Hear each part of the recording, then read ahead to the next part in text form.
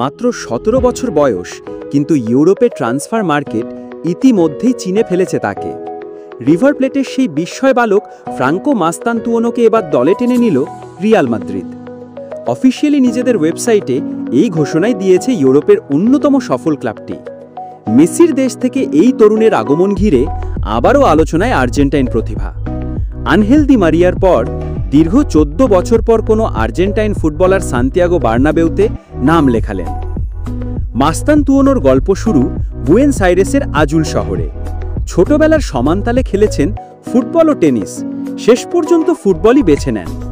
River দি আজুলে ফুটবলের হাতেখড়ি। এরপর ক্লাব সিমেন্টো হয়ে যোগ দেন রিভার প্লেটে।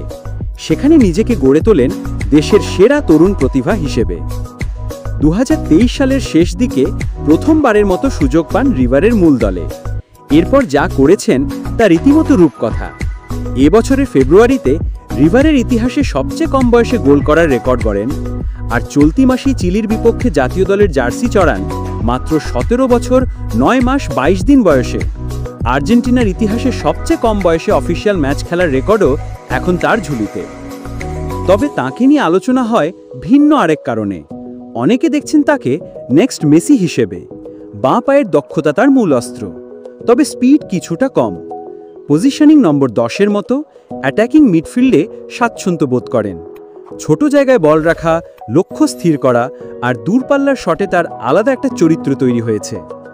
রিভার প্লেট জানিয়েছে মাস্তান্তুওনোকে দলে নিতে মাদ্রিদ ব্যয় করেছে মোট ৬,৩২,০০,০০০ ইউরো। এই ট্রান্সফার এখন পর্যন্ত আর্জেন্টিনা থেকে হওয়া সবচেয়ে দামি। এনজো ফার্নান্ডেজের আগের রেকর্ডকেও ছাড়িয়ে গেছেন মাস্তান্তুওনো। রিয়ালের সঙ্গে চুক্তির মেয়াদ ২০৩১ পর্যন্ত। প্রতি মৌসুমে বেতন পাবেন প্রায় ৩৫ লাখ ইউরো। ক্লাবটি তার রিলিজ ক্লজ বেঁধে দিয়েছে ১০০ কোটি ইউরোতে।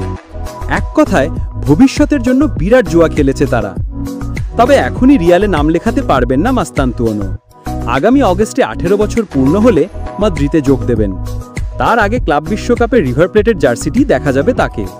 তাই তো ফুটবল বিশ্ব এখন অপেক্ষায় এই তরুণকে ইউরোপের মঞ্চে দেখার।